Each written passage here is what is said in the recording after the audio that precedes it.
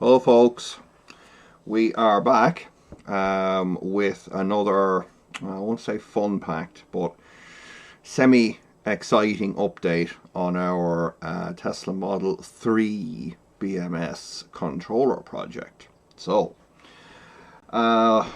when we last left you with this, we had some very basic functionality working on there, but since then, mostly thanks to the kind efforts of Tom Debris, we now have a lot more comprehensive software working on our BMS controller. So we're going to run through that in a minute.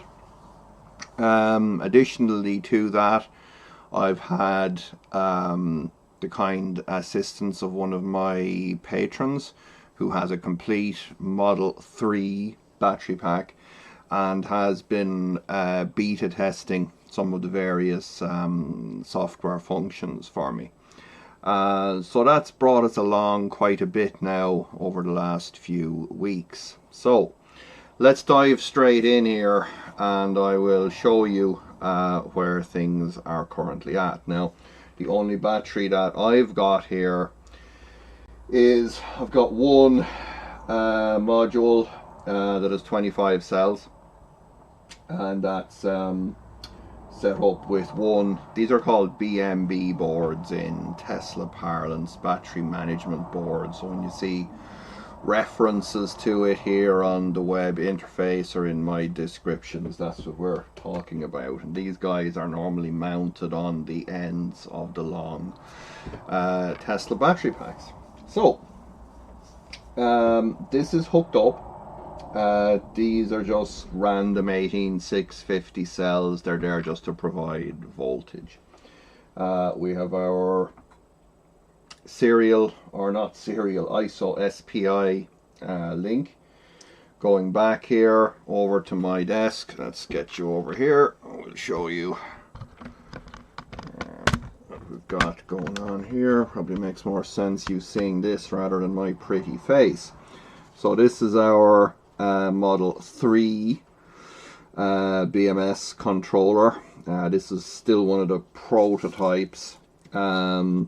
So I will have, there's a KiCad version of this. I need to make a few, there's no circuitry changes needed, but just a few mounting holes and things like that to better fit in our enclosure. So we have this guy hooked up to 12 volt power. We have ISO SPI going over to that BMB board, and then we have CAN on this wire here. I'm not very good at this. We have CAN coming out of it on this wire here, just going to an Arduino DUI with GVRET on it so we can use SavvyCAN. So that's what we have on the bench, and that's, as I say, one of these wires here. This one, yeah, goes back over past the Commodore 64 over to the, what I call the fake Muscat here. So that's what we got, folks. So I'll focus you back on my pretty face there. Alright, so there we go. Now, so what we'll do now is we'll have a look at the web interface. So we'll go down to parameters first of all. It's still very simple.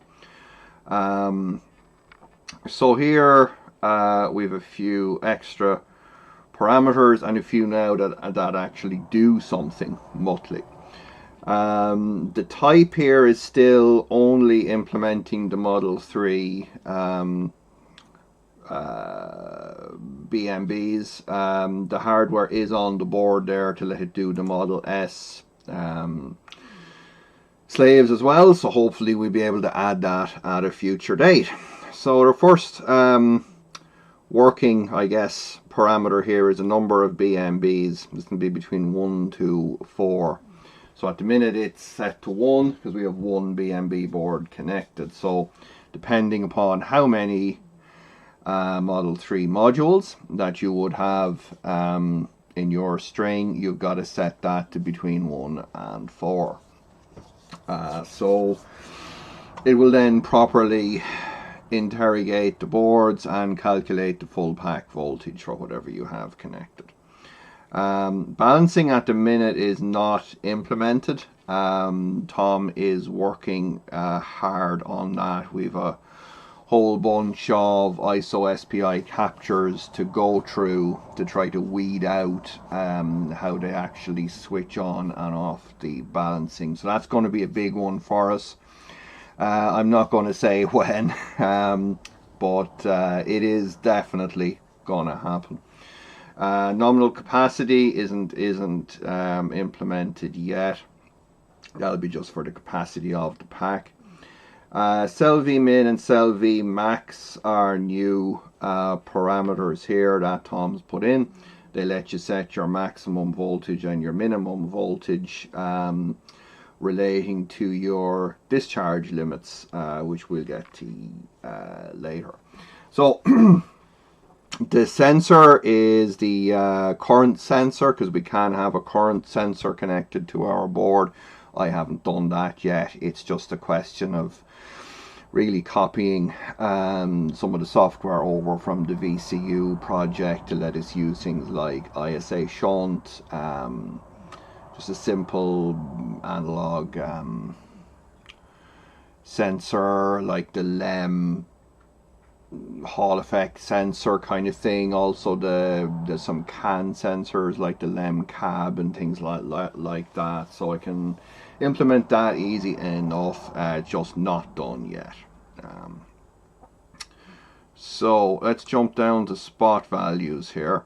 I actually haven't updated the software here because I just did a quick uprev on that this morning. So let's go ahead and do that while we're here and show you how easy it is to upload the new software on this. It just uses the same open inverter system, so it's quite friendly that way. So that should be 0.02a. Yes, it is. Very good. So let's see here. We've got calculated charge and discharge limits. At the minute they are not fully implemented, but they are. Tom's working on that. Voltage limits, yes, they are implemented here and will adjust themselves depending on what on how many modules that you have connected. Delta V is just the difference between the highest and the lowest voltage. UDC is the full voltage of the connected pack, which is what we have here. IDC will be a calculated maximum discharge current. I suspect we'll also have a different parameter in here for when we have a current sensor connected up, so that might actually become that value there. Temp max and temp min are basically read from, there's a combination on these boards. There's a die temperature sensor in the actual Batman chips, and then there is a thermistor on the back of the BMB board. So where the board sits down onto the module, there's two temperature sensors that kind of press down from the board onto the brick, I guess, and they read the pack temperature that way. Now at the minute I can't really stimulate this here because I foolishly glued my board down to this piece of plastic here. But they read the temperatures here, and you get a min and a max. You get average voltage, minimum voltage on your cells. It'll also tell you which cell is the minimum, which cell is the maximum, and so on. And then when you come down here, you just get a list of all of your cell voltages. Now we can kind of just refresh around that a couple of times, and you'll see some of those values changing just as little bits of hysteresis in the ADC readings. So in this case here, we'll also see that it properly populates the cell list. So we've all of our cells listed here. And then obviously when you'd have more modules connected, you can get up to the full pack. So when we come down here, we then get into temperatures. And we have cell temperature. The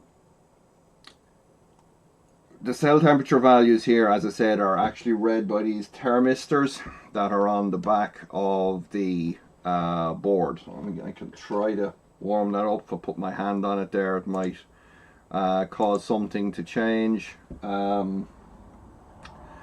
So they're what Tesla like to refer to as the cell voltages. They're not really, you know, thermistor buried inside the battery pack. They're just on the BMB board. That's pressed in. There you'll see this one's heating up because I've got my hand on it here. There we go. So these are our cell temps. There's 2 for each Batman chip. So in this case we have 4 because each BMB board has got 2 Batmen, Bat people. So obviously then we've got a list then of the rest of them for wherever they, you know, whenever you populate. These will all populate depending upon how many modules that you have connected, same as the voltages. So here we have our chip temperatures. Obviously I've only got 2 chips here, Batman. So they're obviously higher because there's, you know, there's work being done within the chips. And again, we can have up to 8 of those. Chip 5-volt supplies. So this is a reading of basically each Batman has its own 5-volt regulator, and the voltage from that is transmitted as well over our ISO SPI. So we pick up those values there, and again, as we go, we'd have more and more of these. Now these chip V1 and up as far as chip V8, another value that our Batman sends out is the combined voltage of each stack. So for, I guess, look, for example, if there was 10 cells, it would send out the sum of all of those 10 voltages. So that's what we get here, and this is how we actually calculate our, if we scroll back up to the top, this is how we actually calculate our UDC value here. So UDC is basically calculated, excuse me, from how many of these chip voltages that we have connected, or how many of these chip voltages that we detect depending upon how many BMBs that we have connected. So the next one down here of interest is a number of cells present. Now you might say, hang on a second, isn't that value wrong? You know, we're saying there's 22 cells. Didn't you say there was 25? And that is correct.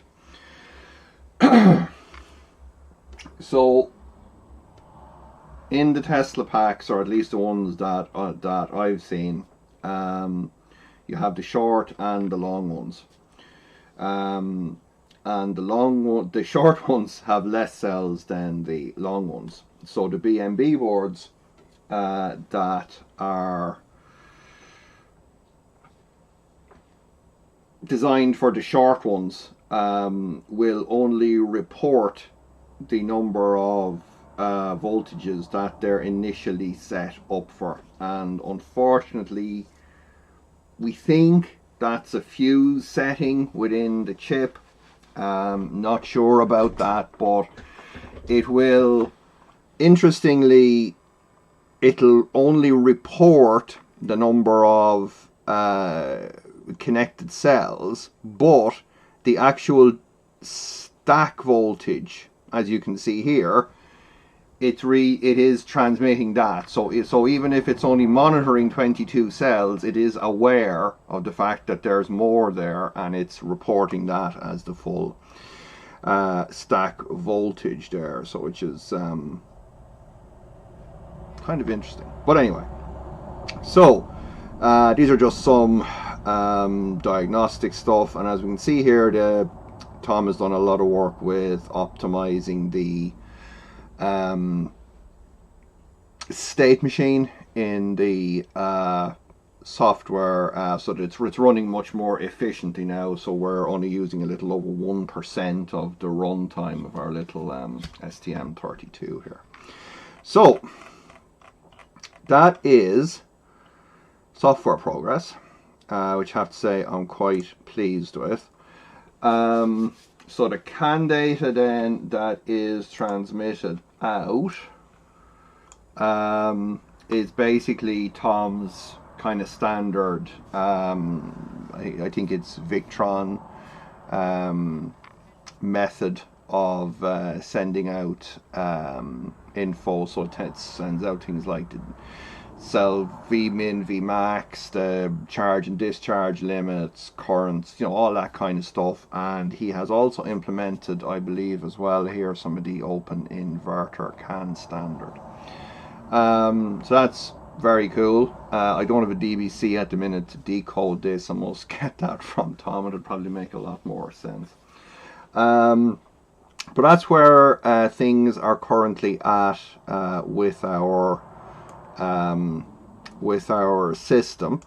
So I have to say, yeah, it's came along a lot now in the past few weeks, and it's been great to see, even just getting some of the testing feedback from seeing it working with some of the full packs has been great also. Right, so just to round out, thought I would show you, this is a slightly older version of the code here that my much beleaguered beta tester was testing for us, and this was on a full pack, so 4 BMBs and 4 bricks. So you'll see here we had a full voltage of nearly 375 volts, and it actually detected that there's a bad cell in this particular pack. So you'll see there's a UMIN of 331 millivolts in cell number 75. So you'll see there now, if we scroll down through that, it's populated all of the cell voltage values. You'll see there cell 75 has a bit of a problem. So there's full 96 cells in there. At the time we didn't have these temperature readings working correctly, but we did have the chip temperatures working. So you'll see there it's basically populated all of the chip temperatures, 5 volt regs, and the stack voltages. You'll see there that one of the stack voltages, V7, is considerably lower than the rest, and that is the brick that has the bad cell in it. And you see there it was at cells present 96. So just thought I'd show you that, just to see what it looks like, even with a slightly older software version, with a full pack on it. So folks, that is where things are at with our little board. I have put it available in my web shop because the hardware is working. So it's really now we're working away on the software on it. So that's about it, I guess.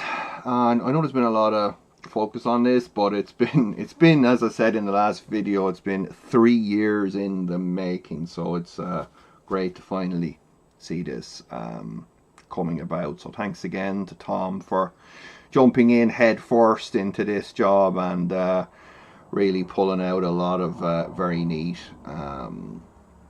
software updates for us here. So, folks, I will leave you at that. As always, don't forget, for crying out loud, give this video a thumbs down, right? Don't share it with your friends, because you won't have friends anymore if you say, oh, look at this guy, isn't he great? It's like, really? No.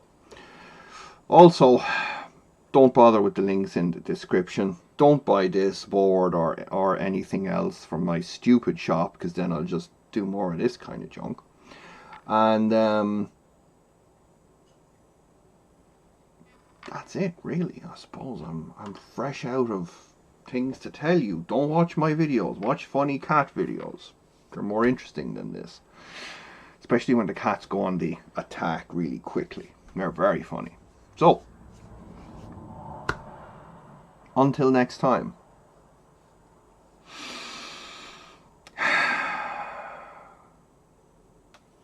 Happy Tesla battery monitoring.